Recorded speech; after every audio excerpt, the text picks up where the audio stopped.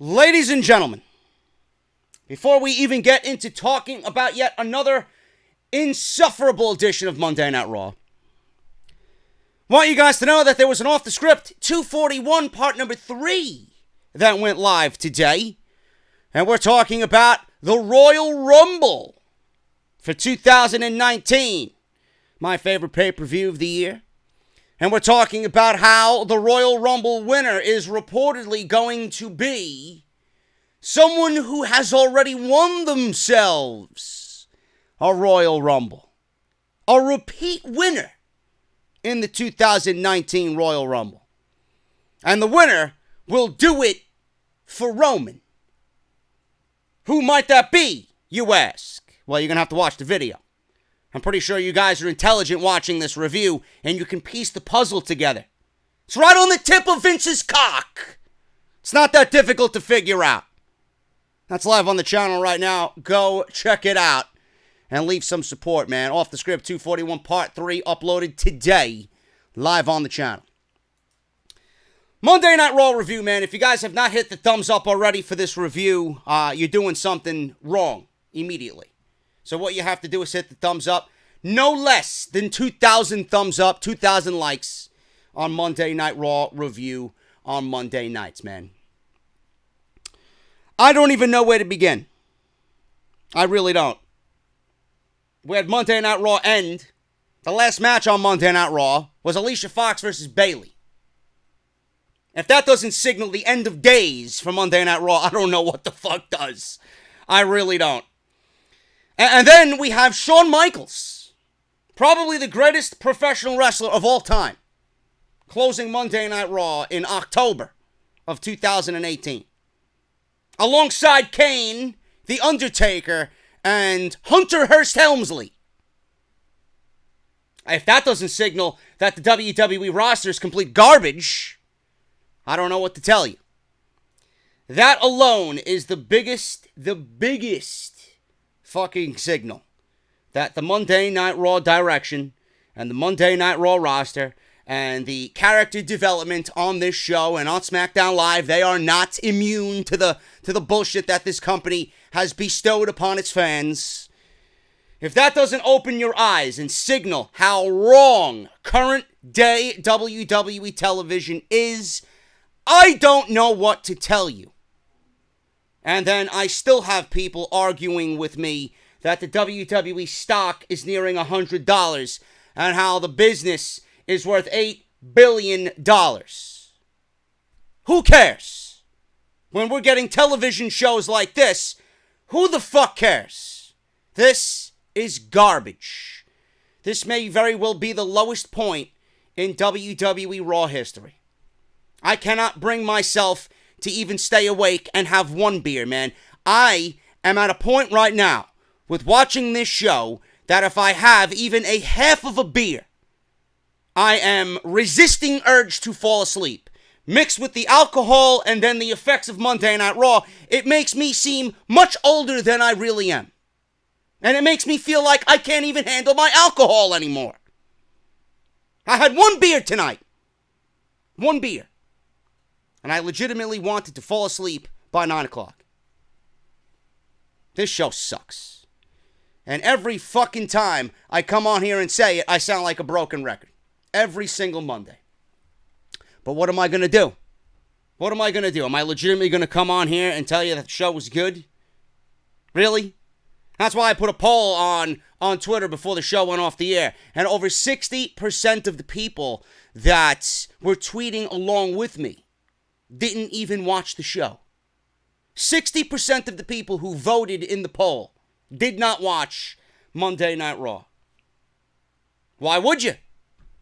Why would you watch Monday Night Raw? We ended with Alicia Fox and Bayley. Shawn Michaels and The Undertaker, no matter how many times I've said that I would love to see another match between the two. That is the current state of the WWE Raw roster.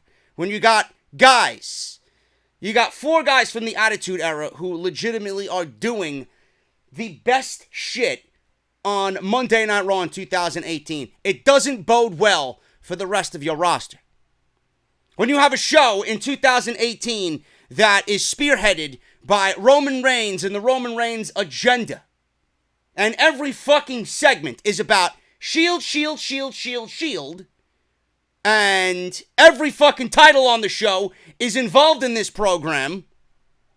Why should I have any excitement towards anything on this show? Bobby Roode, Chad Gable versus the Ascension for a 6th week in a row. I think it's 6. At this point, I've lost count. Why would you watch Monday Night Raw? There's no reason for you to watch Monday Night Raw. I'm sure you guys will have found something else to pique your interest on Monday night. Or maybe you just fell asleep like I wanted to after my 1 beer. This show is god-awful. God-awful. I benched I don't know how many people tonight after they told me that Raw was entertaining.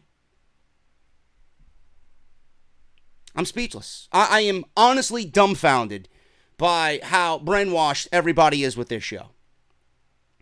Now, Monday Night Raw. I'm not going to say that they don't do anything right. But the one thing I will say going into this show that piqued my interest just a little bit, and I mentioned this last week, was Dean Ambrose and his heel turn, or his looming heel turn, which WWE today just kind of really made unimportant. WWE really ruined the entire aspect of Dean Ambrose turning heel tonight, to a point where if they do turn him heel, it's not going to have the same effect as it did maybe 2 months ago. They completely ruined everything.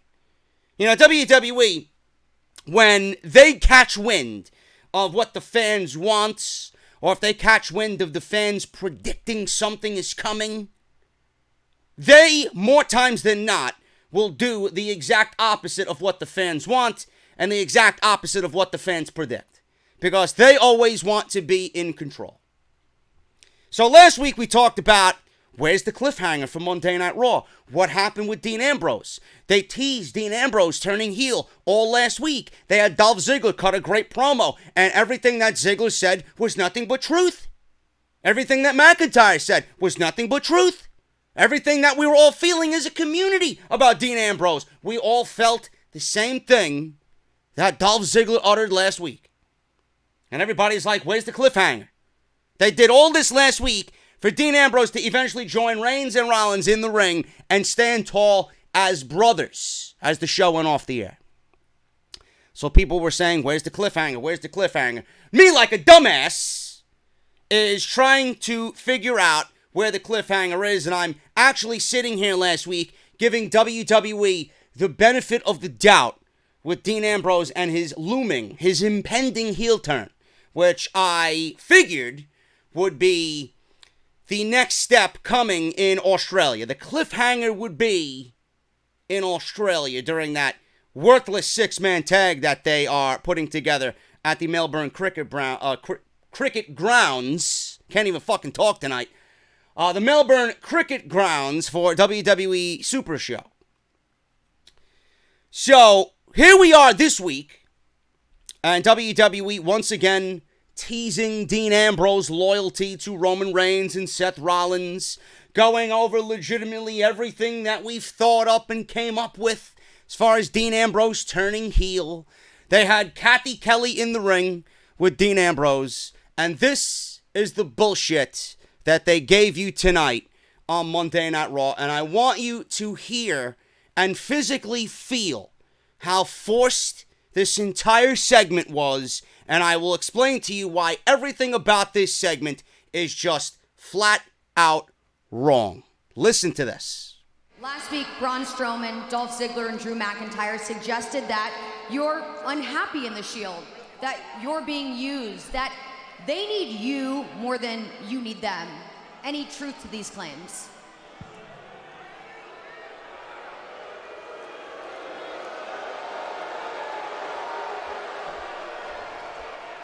Sorry, you asked me if there's any truth to the things those guys said last week.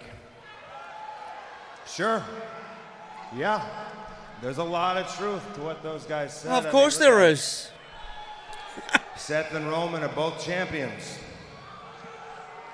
I have nothing. I was a champion all on my own before, and come to think of it, when I went down with an injury, when I lost a year of my life and career, Seth Rollins replaced me pretty quickly with Jason Jordan, now didn't he? Oh, wow. Well, look at this. WWE bringing up something that noticeably happened in the past. Have you ever thought about leaving the Shield?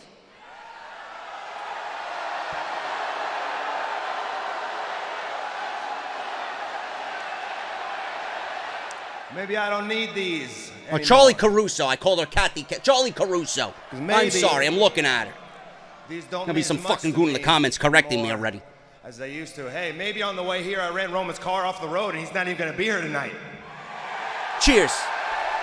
It's okay. Just vehicular homicide for Roman Reigns. Everybody cheers. Yeah, some Universal Champion you got there. Questions about certain things. What kind of questions are people asking? Are people asking questions like, why, after all this time, am I still in the Shield? Am I gonna abandon them? Turn my back on them? Are people wondering, are they asking questions like, when is he finally just gonna snap? When's he gonna get fed up and snap because he's such a lunatic? Because y'all don't know what I'm gonna do next. Maybe people are thinking that I'm just waiting for the perfect time when nobody's looking, when nobody's watching,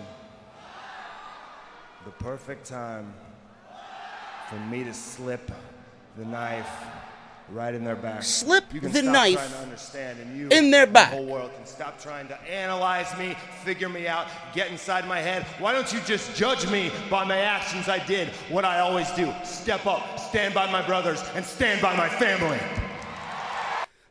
This promo was so fucking forced and so disingenuous that it made me physically ill.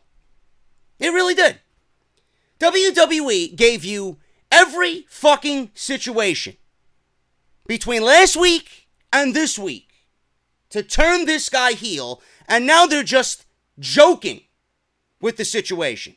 They gave you every fucking foreshadowing about Dean Ambrose turning heel to a point now when it does happen, or if it does happen, that when it does happen, or if it does happen, it's not going to mean a goddamn fucking thing. The impact of it was absolutely fucking killed with this promo. And then whatever they did last week with Dolph Ziggler, yet had Dean Ambrose join Reigns and Rollins in the ring at the end of Monday Night Raw last week. But tonight, legitimately killed every ounce of surprise that could have been for Dean Ambrose turning heel. This is the promo. This is the explanation that Dean Ambrose should have gave after he came back to sit in Seth Rollins' corner after he won the Intercontinental Championship at SummerSlam from Dolph Ziggler. And that was it. They waited an entire month and a half to give you what we all want, and that is the talk of Dean Ambrose turning heel. Now, WWE killed every element of surprise that this heel turn will give us. I don't even give a shit about it anymore. I don't give a shit if something breaks down at Super Showdown. I don't give a shit if Ambrose turns on Reigns or Rollins or both. I don't give a shit if we're headed towards a Shield triple threat match at WrestleMania for the Universal Championship. I don't care. They ruined everything for this heel turn, and now the impact of it is completely gone. This entire storyline doesn't even make sense.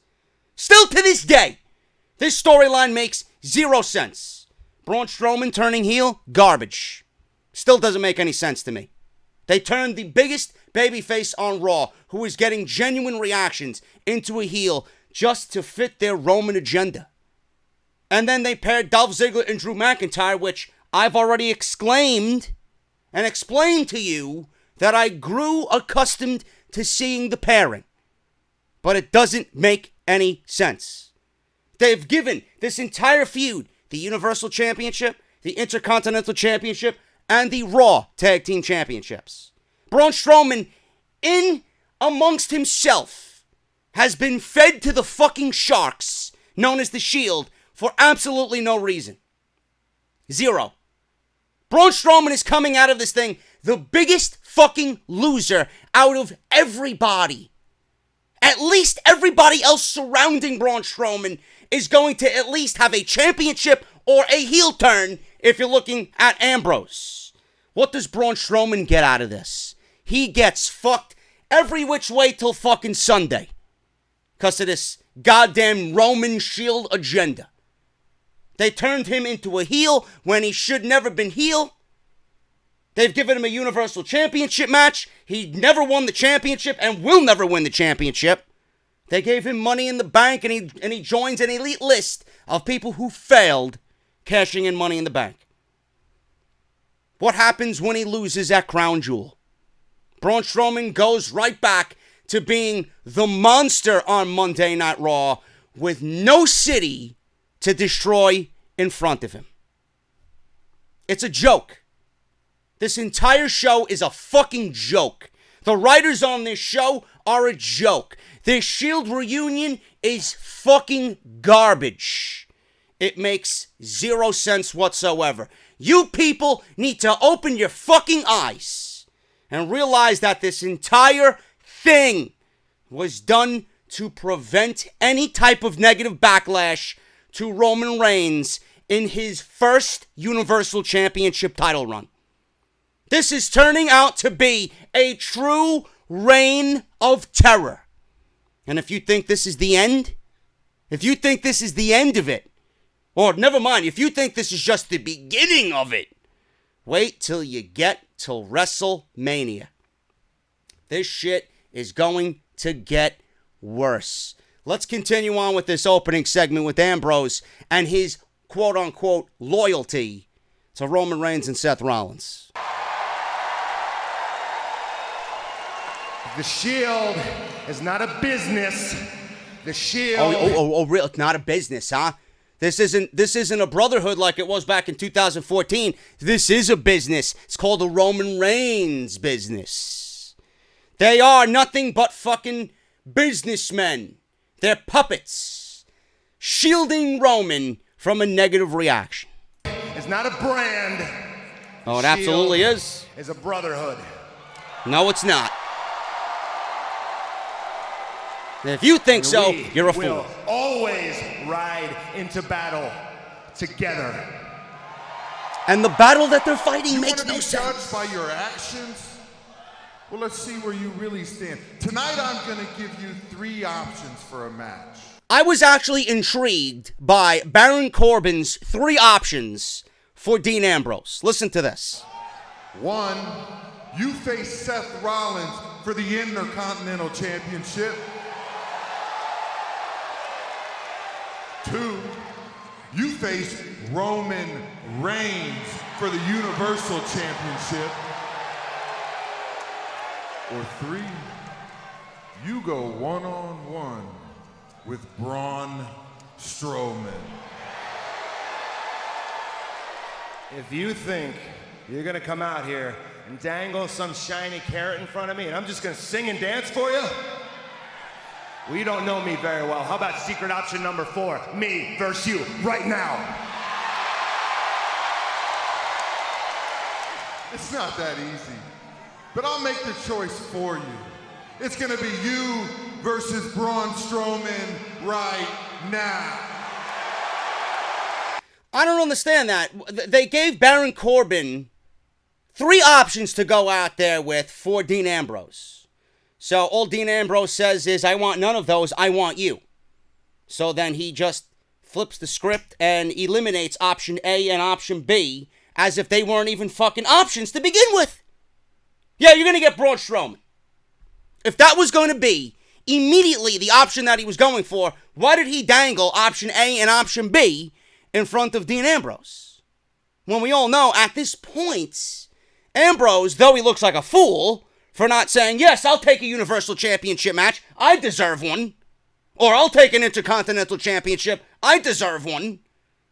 Why do they even dangle those in front of him if those were never options that he was going to go with? And then, as if they weren't options, like I said, they immediately took them away and gave him Braun Strowman regardless.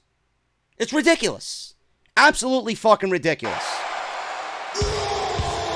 So that was the match, and that was the segment. There was nothing else after that.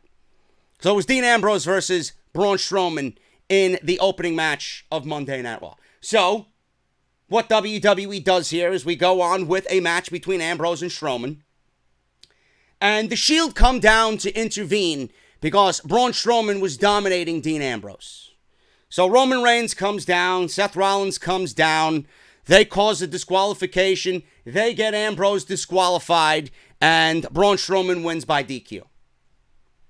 Plain old, simple booking by WWE. Okay? Now, at this point, I really didn't mind this at all. This actually played well into the possible heel turn for Dean Ambrose. You know, if Dean Ambrose is going on and on and on, and he is clearly frustrated, having Roman and Rollins come down, with the way Ambrose is, he doesn't need their help. He may need their help, but he doesn't want their help. Ambrose either wants to win, or Ambrose wants to lose. But that's the good thing about Dean Ambrose's character. Roman Reigns and Seth Rollins are going to come down and pretend like everything is okay. They're going to help Dean Ambrose from getting his ass kicked by Braun Strowman because in their eyes, they need him for Super Showdown in Australia. And if Braun Strowman takes care of him tonight on Raw, then they're going to be down one man. But if Reigns and Rollins don't come down, Ambrose is going to have an issue. Where were you guys? I just came out here and said it was a brotherhood. Where the fuck were my brothers when I needed them most? So Ambrose has the ball in his court. That's the great thing about Dean Ambrose's character. Right now, with what we're being told. If the Shield came down, it was going to be a disrespectful slap in the face to Ambrose as if he can't get the job done. He would rather lose the match himself without any help at all. But if the Shield didn't come down to help Ambrose, then he would have been in the same boat. Where the fuck were you guys? I needed you out there. So that was the only thing about this match and the ending to this match that I actually said, you know what? It's not that bad of a booking situation here for WWE. Still doesn't make any sense, and the promo was garbage by Dean Ambrose, but it is what it is. I'm trying my best to give WWE the benefit of the doubt here. It's probably not working with many people listening to me, but I'm trying to make sense of what's going on with Dean Ambrose, Roman Reigns, and Seth Rollins right now. I'm trying. And if I'm failing, then I don't know what to fucking tell you. It's not my fault. It's just shitty WWE writing. So that was the end of that match, and that's what happened there. Now, there was a segment where Dean Ambrose was in the training room and icing his shoulder. So Rollins comes walking in. He isn't happy, clearly, about losing. Because like I said, if Ambrose was going to lose that match, he wanted to lose it on his own. He didn't want to be forced into a loss by a disqualification. Rollins calms him down and says, Roman Reigns came out when he had to. This is not about the war. Or it's about the war, not the battles. It's about the overall war. We need to win the war. It doesn't matter about the battles. Ambrose says, sure, Reigns did that. And what's funny about the whole thing is this is where I was actually intrigued by Ambrose once again. He did the right thing and gave Baron Corbin an extra option. What about you? I want you in a match tonight. But Ambrose got Braun Strowman instead. But here's the thing. Ambrose thought, and then he threw it right back in Rollins' face. He ended up getting a loss here anyway, to Braun Strowman.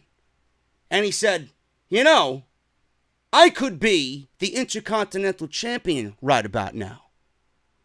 So that little inkling of a statement there by Ambrose, again, has me a little bit intrigued about Dean Ambrose's heel turn, quote unquote.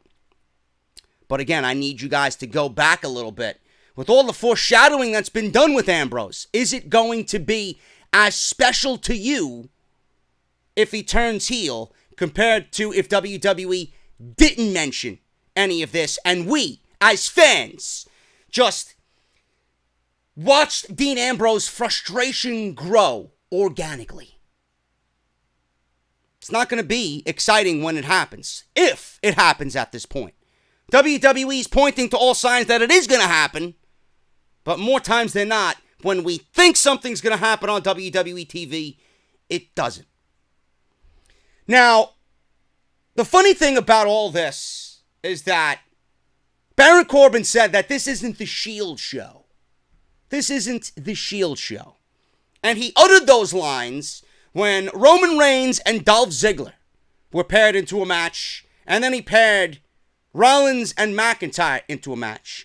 Legitimately, the first hour of this show was taken up by the Shield and the Dogs of War, or the Pack, or whatever the fuck they're calling this three-man group of Strowman, Ziggler, and McIntyre. So Roman Reigns thought he was going to put the Universal Championship on the line against Dolph Ziggler, which, would have been a good thing for Roman Reigns. He would have at least lived up to being a fighting champion. But then Baron Corbin comes out and says, no. This isn't the Shield show. You don't do what you want as Universal Champion. I only make those types of decisions. And I'm sitting there and I'm looking at myself and I'm scratching my head. I take my cap off and I'm scratching my head. I take a sip of my fucking beer and I'm just confused. This is Baron Corbin, a heel general manager who is clearly against everything the Shield. And you're going to have a heel general manager take away a Universal Championship match that the babyface wants from a guy that he's clearly backing in Dolph Ziggler. What sense did that make? I don't know how those things, those little pieces, attention to detail, make it into the fucking final script of this show. Let me repeat that. Baron Corbin, a heel GM, is standing there telling a babyface Roman Reigns that he can't put the title on the line against someone who Baron Corbin clearly stands behind and supports in their war against the Shield. Am I losing my mind or am I a fucking idiot? Neither. I'm not losing my mind and I am fucking the most intelligent motherfucker when it comes to WWE Raw. This was a complete fucking illogical mess. I don't know how anybody could sit here and tell me, well, the match was good. Yeah, the match was fine. I am never going to sit here and tell you a Dolph Ziggler match is bad.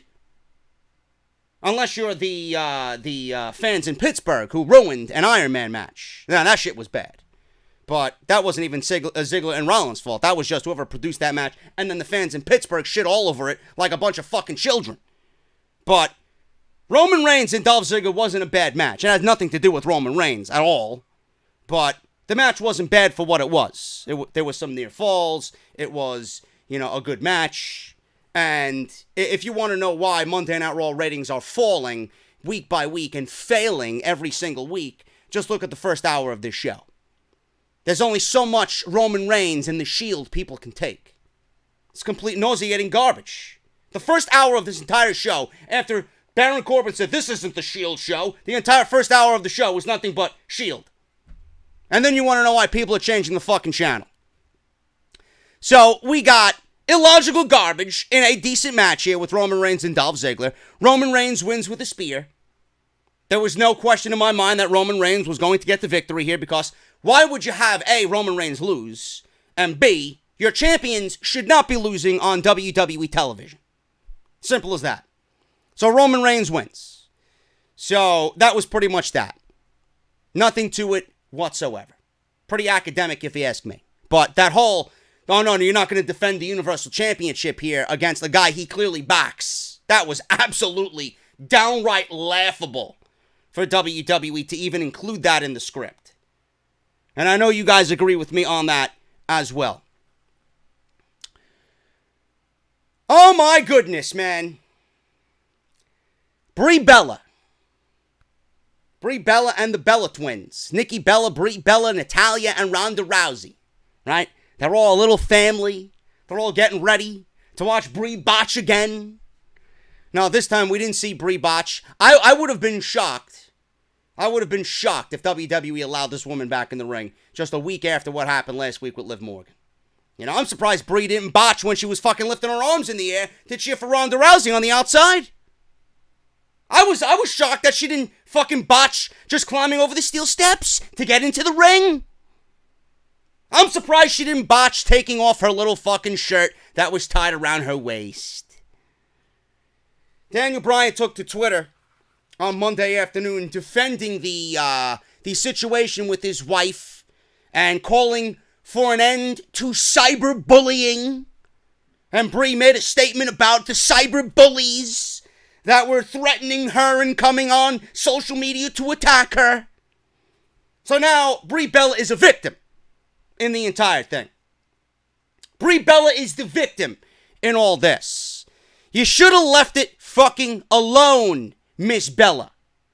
You're making it worse for yourself. You're digging yourself into a deeper grave. Shut your fucking mouth and move on and own up to your mistakes. All you needed to do was come on social media and say, listen guys, I just came back. I'm a little rusty. Shit happens. I'll do better next time. End of story. What does WWE do? They have Daniel Bryan defend his wife, and they got Brie Bella making a statement on WWE.com about the fucking cyberbullying that she's been going through all week. Poor fucking Brie Bella. Well, Liv Morgan was kicked 5 times in the fucking face, knocked out after the second kick, but this idiot continued to kick her 3 more fucking times. Let me tell you something, man. I agree 100% with Daniel Bryan. I agree with the stance Daniel Bryan took as far as his wife, Brie Bella. Any fucking husband would have done the same thing. I do not fault him at all for that whatsoever. A good man is always going to stand behind someone he loves, especially the woman he's married to and the woman with whom he has a child. That is not the issue here. I blame nothing about what Daniel Bryan did. Daniel Bryan was pretty much doing his duty as a father and as a husband. But for WWE to present Brie Bella as a victim, and then Brie Bella to present herself as a victim, is fucking nauseating. It is absolutely nauseating. You know, it's quite funny how everybody in social media, or everybody on social media and everybody in the industry now is using the same old fucking excuse. This isn't ballet. This is wrestling.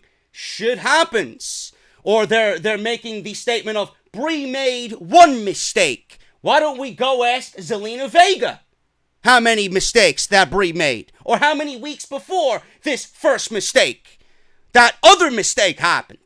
And the botched dives that Brie Bella fucked up on. One mistake? No, it was several mistakes. This cyberbullying shit is fucking ridiculous. And I don't know where this disconnect from the wrestling performer and the fans has come from. I don't know where it started, where it's coming from, but it should cease to exist. We make these fucking people who they are. And I mentioned this on Off the Script. Don't ever let anyone tell you that you don't know anything about the sport you've been watching your entire life. I want to see a fucking performer tell me, a WWE performer tell me that I don't know what they do in the ring because I'm not taking a bump. I'm not a professional wrestler. I'm not in the business. That is the lamest fucking excuse I think I could ever fucking hear. I don't want to hear another fucking word about not being in the business. I don't know what the fuck's going on. You're going to tell a fan of 30 plus fucking years that he doesn't know what the fuck's going on with this show? No, but Brie Bella's the fucking victim, right? Fuck out of here. It's funny coming from a fucking company that you're employed by, where its employees are the ones bullying the fucking fans, and they're telling you to stand up for the cyberbullying. Fuck out of here, man. Complete fucking garbage. Ronda Rousey versus Ruby Riott. Ruby Riott is a fucking gem in the women's division. You look at Ruby Riott, and then you look at Ronda Rousey, and then you look at Ruby Riott again. That's all you need to know. WWE gave Ronda Rousey the women's championship. Why? Because she's the biggest name in that entire division. Ronda Rousey, I don't want to hear, there's another thing I don't want to hear. Ronda Rousey may wrestle more than Brock Lesnar. Okay? She may wrestle more than Brock Lesnar, but that doesn't leave her out of the subject or the topic of being or not being the female Brock Lesnar of the women's division. She certainly is. She certainly is. Because what did Brock Lesnar do with the Universal Championship? He held it hostage. It was Vince McMahon who didn't want to pay Brock Lesnar the amount of money that he was owed per appearance. So they gave him the title because they thought it was bringing some level of prestige to the Universal Championship. In fact, it was doing the reverse.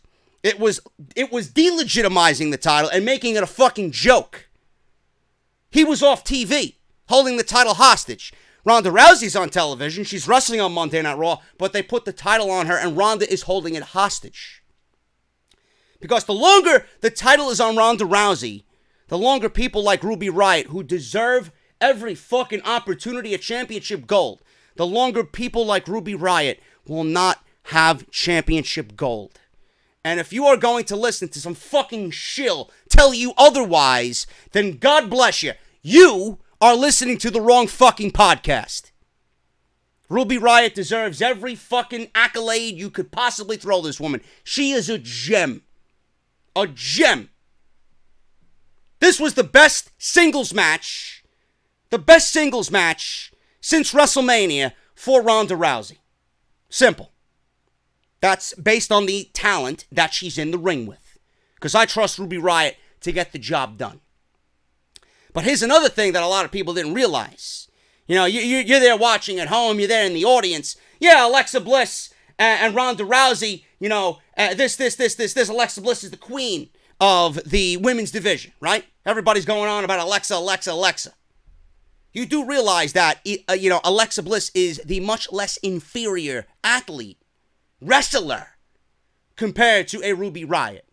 So when you're watching Ronda Rousey sell for Alexa Bliss, realize that Ronda Rousey, or actually, let me repeat that.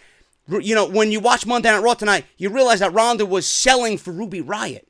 And then you go back to Hell in a Cell and realize that Ronda Rousey was selling for Alexa Bliss.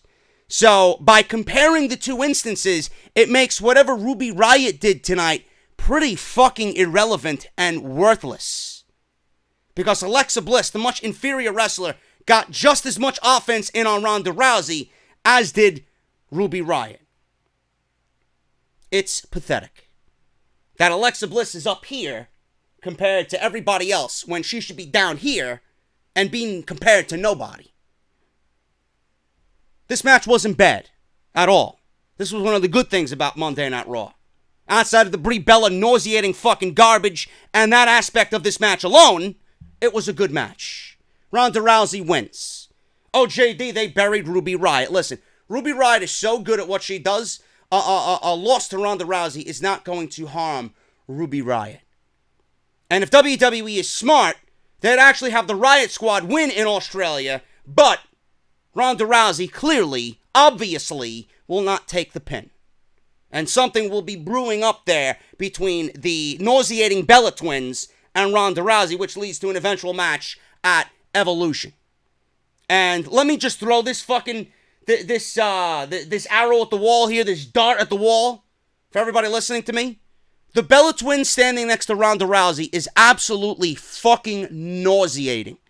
It is downright fucking nauseating how we have all these fucking initiatives in WWE. If it's not the Roman Reigns initiative, it's this fucking bullshit women's revolution. How are you going to have Ronda Rousey, a legitimate fucking female, to legitimize everything about this fucking revolution, the right way, by being legit and a fighter? Stand next to fucking Nikki Bella and Brie Bella, who have nothing to do with the revolution. Nauseating garbage. It makes me sick to my stomach. Can't fucking stand it. Bobby Roode versus Connor of the Ascension. I believe this is 6 weeks in a row now. They've done it all month. 5 weeks. It may be 5 weeks in a row. They went through all of September, and here we are, the first day of October. And what are they doing? They're still going on with the Ascension, Bobby Roode, Chad Gable feud. I'm going to say it over and over and over again. I don't know how you could look at Bobby Roode a year and a half ago legitimately being the best heel in the entire WWE. And then look at where he is now. How you can do that and fuck up that badly. Someone or all of WWE who produce and create this show need to be terminated. I don't know how you let this fall so far down the fucking toilet. I don't get it. I don't get it. And I said this in week 1, and we're now in week 5.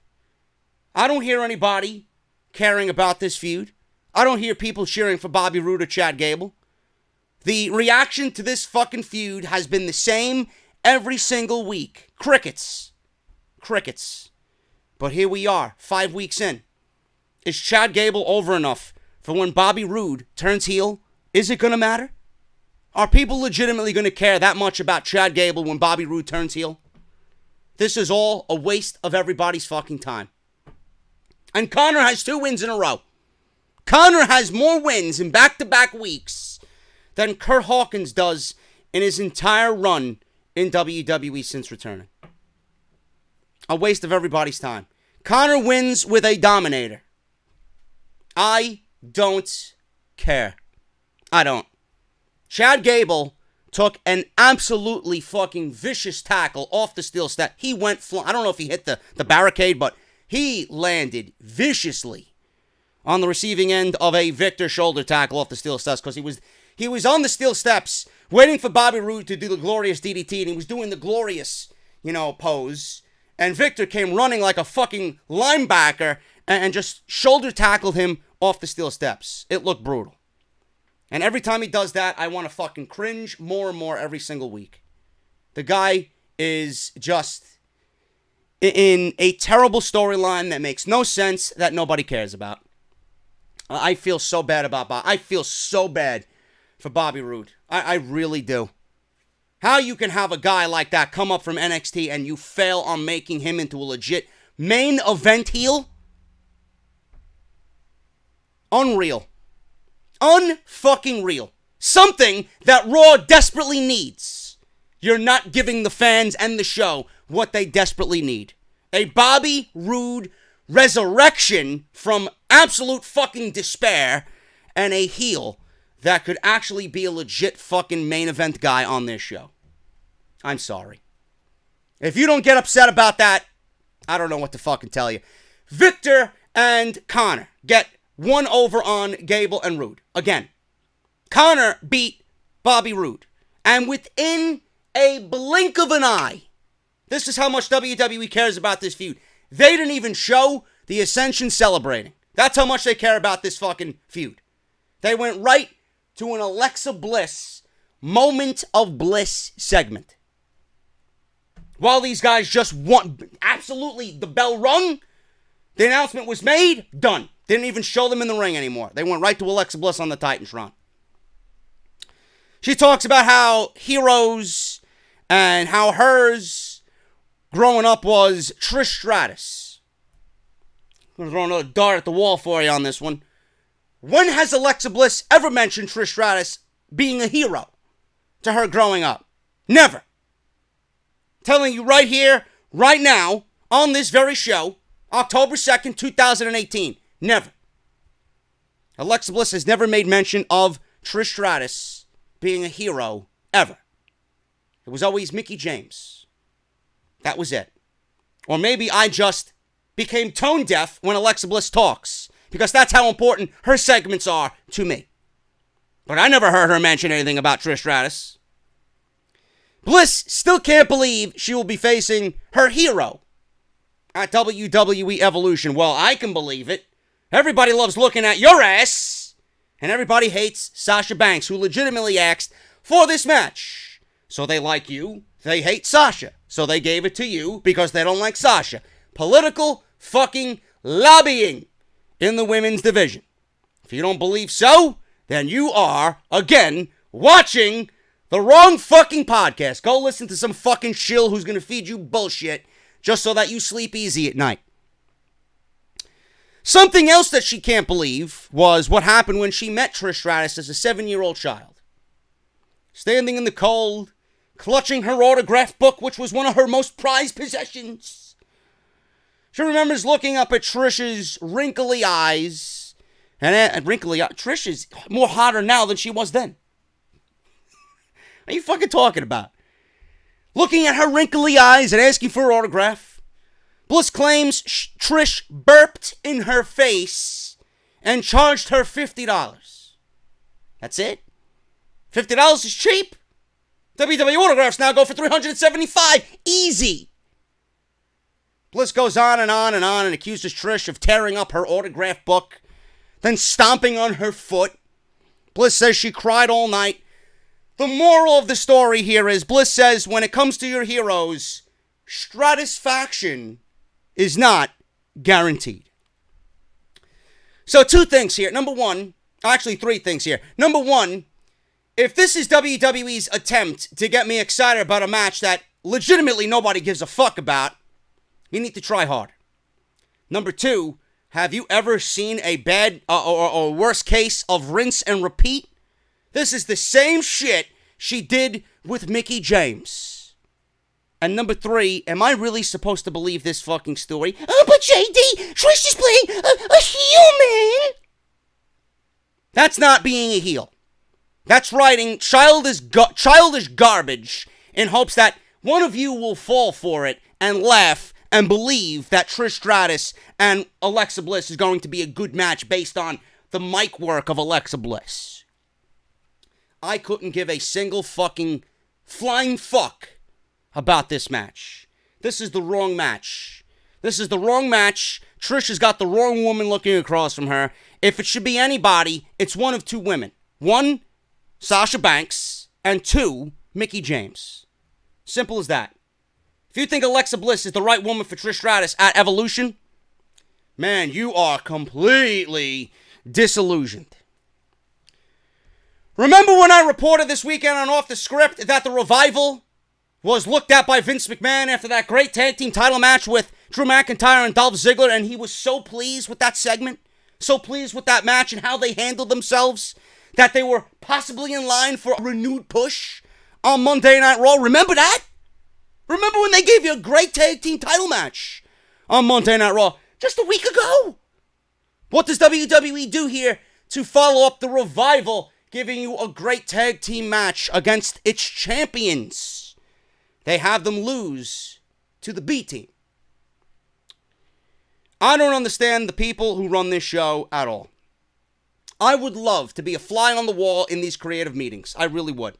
I'd love to hear the banter between the creative writers that give the final script to Vince McMahon at the end before he check marks okay and okays everything before they go live on the USA Network. You know, I'll be the fly on the wall. Bzzz, I'll fucking stick there. I'll find the best hiding spot on the wall, and I got, the fly's got how many eyes? They got all over the place, man. Right? My vision will be all over the place. Goon 1, Goon 2, Goon 30, 31, 32, I'll be all over the place, man. You know, I'll be flying to every fucking wall as they're pitching ideas. Oh, we're going to have the Revival on Monday Night Raw, we're going to put them against the V team. And then you're going to have some fucking guy who actually makes sense. Well, you know, guys, the Revival need to really look strong going into this week. They should clearly beat the B team after having an impressive outing against Drew McIntyre and Dolph Ziggler. Oh, I don't think Vince McMahon watched that, man. You know, Vince McMahon heard the rumors about, you know, him liking the Revival. That is all false information, man. We can't do that. We're going to have the Revival go on Monday Night Raw and lose after looking good on Monday Night Raw because we don't know what the fuck we're doing. And that's what Vince wants, man. That's a creative. I gave you an entire outline for a creative meeting in WWE. Simple. I don't even fucking work for this company. I would know that the Revival going into a match this week against the fucking B team who lost the titles and their rematch, who've done nothing, who will be in nothing, should lose this match. Who's got more upside here, the B team or the Revival? I don't know. Maybe B stands for Birchwood. I don't fucking know. Why are these guys winning a tag team match on Monday night? Why are these guys even on Raw? Why? You know, the Revival... they're in the same boat as Bobby Roode. I don't know how you fuck these guys up. You know, listen, I'm going to be honest with you, man. When I first ever seen the Revival, I'm like, these guys are fucking doomed to fail. Doomed to fail. Then all of a sudden they feud with American Alpha. They feud with Enzo and Cass. They're feuding with DIY, Tommaso Ciampa, and Johnny Gargano. They're giving me tag team matches that I fucking never even seen before, never even dreamed of for current day WWE. Some of the greatest tag team matches I've ever seen in my entire fucking life. Then they hit Monday Night Raw. You'd think that they're going to do well because they beat the New Day in their debut. And since then, it's been a bad day for the Revival. I don't understand why they lost this match, man. I really don't get it. Apparently, it was Curtis Axel's birthday. Please, please, don't tell me that we're now booking illogically because we're giving Curtis Axel a bye or a pass because it's his birthday. This is the same company that has people go into their hometowns in front of their families and lose. All because it's Curtis Axel's birthday, we're going to give him an illogical victory over the Revival on Monday Night Raw. If I could be a fly on the creative wall in Stamford, Connecticut, I would pay all the money in the world to sit there and listen to what these fucking idiots banter with back and forth. Completely fucking ridiculous. B-team win. And then Renee Young's over there. What a victory. What a victory. What a fucking crock of shit. Anyway, moving on here.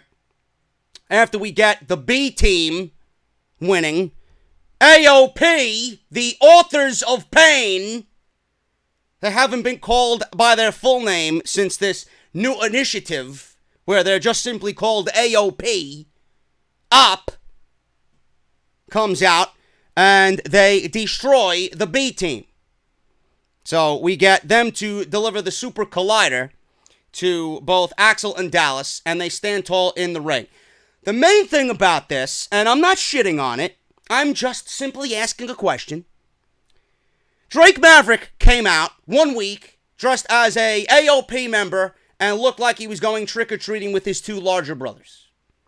Then, the next week, he shed the Riott vest, but still had the camouflage pants on with a black tank top.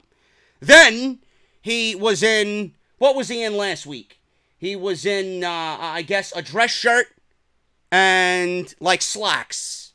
And now this week, he obviously went to Paul Ellering's house and rummaged through his fucking wardrobe closet and found the smallest suit that used to fit Paul Ellering maybe 40 years ago and decided, you know what, I'm going to choose this outfit tonight. I need to look a little bit more like you. Tonight he looked like a fucking identical twin. A much younger version of Paul Ellering.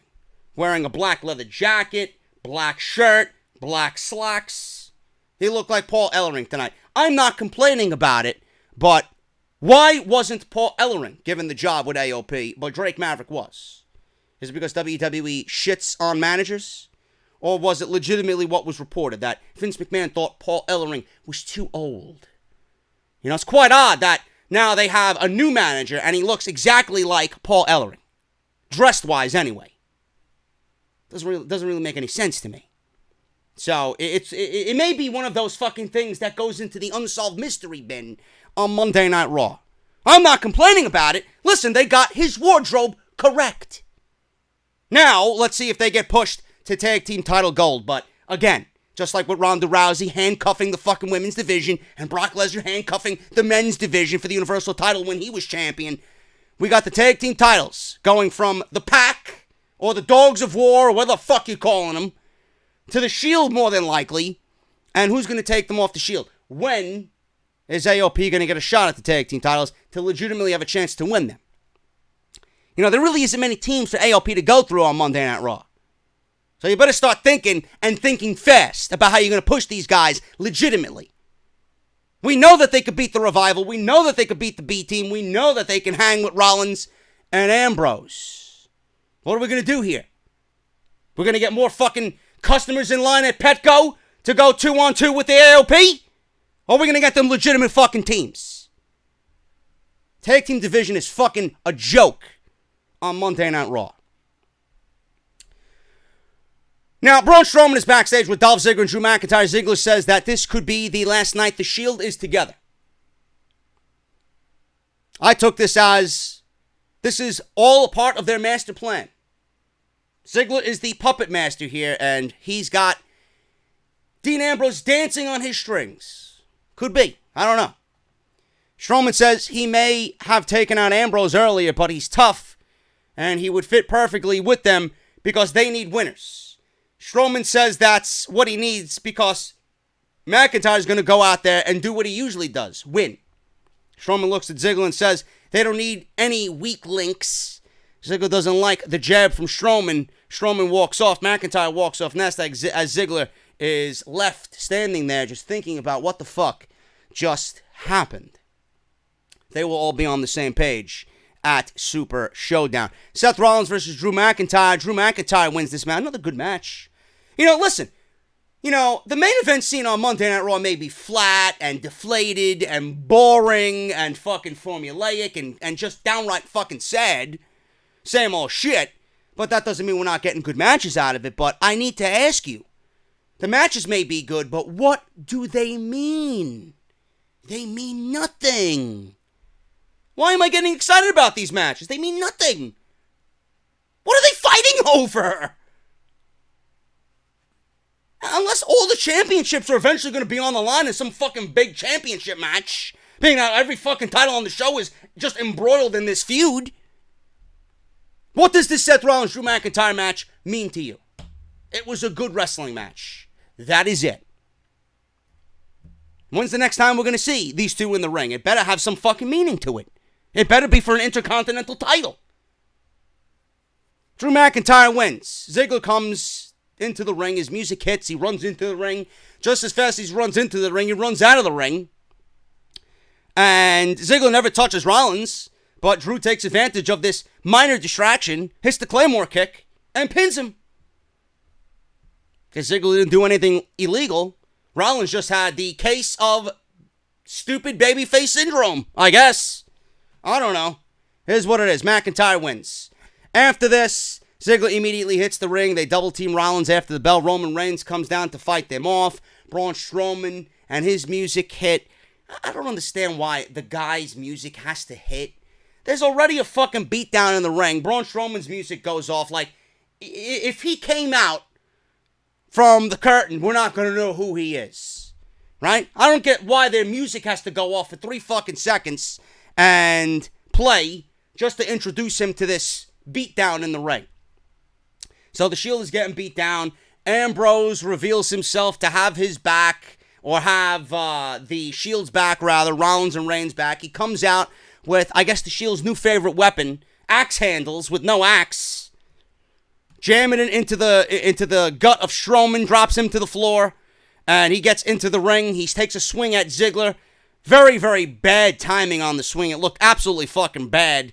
Ziggler ducks out of the way, and that was pretty much it, man. Ziggler and McIntyre whip Reigns into a big power slam from Strowman. Fans chant one more time. Dean Ambrose attack Ziggler, but they triple team him. It was the Dogs of War getting the best of the Shield before the Super Showdown. Now, I don't know what that bodes for the Dogs of War in Australia. If I'm booking this, which we will discuss on Off the Script on Friday, McIntyre, Ziggler, and Strowman are getting the pin on Roman Reigns in Australia. Because Braun Strowman is going into Saudi Arabia against Lesnar and Reigns and not winning the Universal Championship. So you got to have him at least looking strong and having a bit of momentum going into a match that he is inevitably going to lose. The best thing on the entire show was what happened next with Elias. Elias and Kevin Owens are in the ring, and more dead notes on guitar than usual for Elias during his playing on Monday Night Raw. Gotta get a little bit better with the guitar playing, bro. Maybe it's your picking hand. They're in the ring, and Elias mentions something about the Seattle Supersonics and Seattle not having an NBA team anymore. I never in my entire life... Now, first of all, I didn't realize, if you're from Seattle, I would... Listen, I love Seattle. I've never been to Seattle. I love Seattle. Seattle is on probably the number one destination for me to just go. Because I would love to visit Seattle, eat, drink. I'm hearing that the drink and food in Seattle is absolutely fucking fantastic. I would love to visit Seattle. I don't want to be on a plane for 6 hours, but that's neither here or there. I did not know how important basketball was to you Seattle folk out there. For the fact that you lasted at least 7 minutes legitimately booing Kevin Owens and Elias during this segment. And it was straight fucking heat from the Seattle crowd. I did not know basketball meant that much to you guys out there. I feel sorry for you if it really did bother you that much. But whatever it was, it created an absolutely unbelievable atmosphere that I can't even remember seeing on Monday Night Raw. And it goes to show you exactly what I've been talking about on this very show, and I'm sure many other fucking people with brains in this community have talked about this as well. WWE needs to strike while the iron is hot with Elias. Any more of this playing and not wrestling bullshit is going to absolutely deteriorate him into nothing but a novelty act that people will look at as not getting the job done. If you don't capitalize on this guy's heat after tonight with some sort of Intercontinental Championship, you're fucking up. Get this guy some gold around his waist and get him into a prominent program. That's all I'm saying about Elias. I've mentioned it every single week. Every week. Let's do it. The fact that this lasted 7 minutes, it made for one of the best moments of Monday Night Raw all year. And I'm going to shout out Elias and Kevin Owens during this segment. Because any other guys would have been completely rattled by what happened with that crowd. Any other person would have been rattled. Kevin Owens and Elias stood there and it legitimately bounced off them like fucking bullets trying to penetrate shields. It's ridiculous. These guys kept calm, they kept cool, and they didn't let 7 minutes of legit volcanic heat from the Seattle crowd do anything to disrupt what they were trying to do. Those two guys are your biggest superstars on Monday Night Raw. That is my prediction. That is my say on that. They showed you exactly that they are head and heels above everybody else on this fucking show. They were fantastic. Just brilliant. Taking all that heat and delivering a great fucking promo. Fantastic stuff. Can't say the same about Lio Rush. Lio Rush, 22, 23 years old. One of the youngest guys on the roster. He came out and he didn't know what the fuck to do in that instance. He did what he usually did. You know, that's the lack of veteran experience there. And when Lio Rush came out, the whole segment kind of went to shit, honestly. And then Bobby Lashley came out. The segment went to shit. And then the match with Kevin Owens, the segment went to shit. So we got Elias and Kevin Owens in the ring. 7 minutes of volcanic heat. That was the best thing about this entire show. Seriously. Even better than The Undertaker, Shawn Michaels, Triple H, and Kane stuff to close the show. But Kevin Owens wins. He rolled Lashley up for a win. I don't care. I don't care. This was done simply to give you a teaser going into the match at Super Showdown, which is nothing more than a fucking standard house show match. It's Kevin Owens and Elias versus Bobby Lashley and John Cena. Whoop-de-fucking-do. We get to see John Cena's 6th move of doom. The lightning punch. I'm glad his time in China is being spent very well. The lightning punch. Fuck out of here, man. Alicia Fox versus Bayley. If anybody out there is watching me legitimately cared about this, I hope you never watch me again. Seriously. You must be a brain-dead fucking idiot. This means absolutely nothing to me. No Sasha Banks. We got... I don't even know what the fuck their name... What is their name? Mahalisha? That's your name. That's your mixed tag team name. You know, even worse, Bayley and Balor. They're called Team B&B. Are they serving me some French toast? Are they serving me some fucking pancakes with a side of bacon? I like my orange juice with no pulp in it, motherfucker. What am I staying at a bed and breakfast with these two clowns? Team B&B. Fuck out of here, man. Balor comes out. The fuck are you smiling? Again, I ask, what are you smiling about? This guy must love his fucking job, or he is a complete fucking clown. He may be the biggest yes man in the entire company. He goes out there, does whatever they want, happy about doing just remedial fucking work that means absolutely nothing to nobody. I guess he's fucking pleased with teaming with Bayley. As they now own their own B&B. You know? Now they got a whole kids menu with fucking dinosaurs and fucking all this other bullshit. You got a side of Flintstones vitamins with your fucking child's pancakes in the morning. And a hug to go along with every fucking flapjack served. Mahalisha. Are you fucking kidding me? My God, man. Maybe Balor realizes that, hey, they're paying me a hefty salary. Not everybody could be a WWE champion. I'm okay with being the fucking joke of the class. My friend Jesse texted me tonight. He sent me a quote from Steve Austin. If you're not in the WWE to be a WWE champion, what the fuck are you doing here? I wish that mentality was sitting on everybody's fucking brain in this locker room. Yeah, Kenny Omega says, I don't want to ever be content. If I'm going to WWE, I want to be the fucking number one guy there. There's too many guys in this company that are content with their fucking position in this company. Balor is one of them. Guy goes from the height of the Bullet Club to complete fucking garbage on Monday Night Raw. If there was ever a guy that needs to be off this show and be reset and refreshed, it's Finn Balor. And Bayley as well. Moving on here, man. Michaels and The Undertaker. Kane and Triple H. I don't know what else I could tell you about this. I really don't. You know, Shawn Michaels was in the ring, and he said that it got personal as The Undertaker, at no fault of Shawn's, made this personal and put Shawn on a position, in a position where Shawn had to make a choice. Taker wanted to know who would win, the dead man or the game. So Shawn said, listen, I'm going to stand behind Triple H. Shawn says he has nothing but the utmost respect for The Undertaker, but at the end of the day, and twice on Sunday, he will pick his best friend over The Undertaker, or anyone on Earth, for that matter. Shawn says that upset The Undertaker for some reason. Taker now made it personal, and it is now very personal. Shawn says Taker has his brother Kane in his corner, but Triple H also has his brother in his corner, me.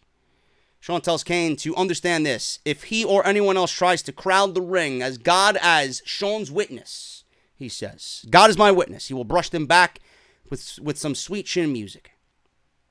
So clearly there was no mayoral work for Kane or Mr. Glenn Jacobs to do on this evening. He was in Seattle on this night, dressed in full Kane gear.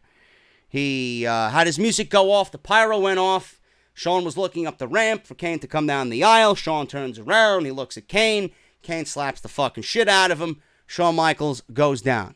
Lights go off again. The Undertaker's gong goes off. The Undertaker's in the ring, and there he is standing with Kane. So Taker's looking down at Shawn. He slashes his own throat, scoops him up for a tombstone, which he almost botched and fell, tripped over himself. Triple H's music hits. He runs down, starts taking his tie off, starts taking his dress shirt off, runs down to the ring, and starts unloading and brawling with The Undertaker. Triple H rocks Kane. They go back and forth to work on Taker. Does Shawn Michaels and Triple H. Kane grabs Triple H then for a chokeslam, but Shawn makes the save. Taker grabs Triple H by the throat, while Kane grabs Michaels. The Brothers of Destruction deliver a double chokeslam in the middle of the ring. Fans chant for Taker and Kane to do it one more time. Kane then watches from the apron as Taker comes back through the ropes and delivers a tombstone piledriver to Triple H. They both exit the ring. They both stop on the stage, and they do the signature Undertaker pose where he lifts his right arm up in the air, and Raw goes off the air with Kane and The Undertaker heading to the back. It's the last minute sell. It's the Attitude Era in 2018, closing the show. We all know I talked about it on Off the Script on Saturday for part 2. Shawn Michaels and The Undertaker, possible match at the Survivor Series. You know, I gave you every list or every reason why, you know, this is a good thing and a bad thing that he's coming back. What does it say? The most glaring thing is, what does it say about the company and the direction of their show and the direction of their current stars and the portrayal and the build of their current stars when Shawn Michaels, who's 50 years old, The Undertaker, who's 50 years old, Triple H, who's pushing 50, Kane, who's 50, are doing the best work right now on Monday Night Raw.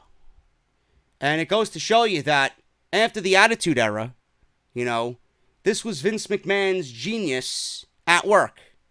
These were his greatest creations. This is when his genius and his creativity was at an all-time high. And he's always going to deliver that genius with these types of guys because they are his greatest creations. I expect nothing short of brilliance with these four men when they're in the ring together. Not Kane, but Undertaker, Triple H, and Shawn Michaels. I don't understand why we're getting such great storytelling here and so much investment from the audience with these guys, and it isn't even a tenth of that with the people you see on this show every fucking week. Now, I could listen, go back and watch part 2 of Off the Script. I could list every fucking reason in the book why I don't think Shawn Michaels should come out of retirement. But, you know, the inner JD in me, the inner child in me, doesn't really give a shit. To see Shawn Michaels again, as I sit here 36 years old, to see Shawn Michaels in the ring again one more time, I would never bitch and moan about that. To see the Shawn Michaels Undertaker feud continue in 2018. To see Shawn Michaels come out of retirement and retire The Undertaker, I would never complain about that. Ever. So, there may be negatives. There may be a whole slew of negatives. But, no matter how many negatives there are, the inner child in all of us is going to want to see Shawn Michaels wrestle again. Simple as that. Yes, I know Shawn Michaels is bald. I know Shawn Michaels is bald and The Undertaker has a receding hairline. I know. But I don't think you guys are human if you don't want to see another Shawn Michaels Undertaker match. I'm not saying that they're going to recreate WrestleMania 25. I never said that at all. I don't expect them to. But the storytelling going into that match now, that has me sold more so than anything. Why would you ever doubt The Undertaker and Shawn Michaels in a match one-on-one? Don't.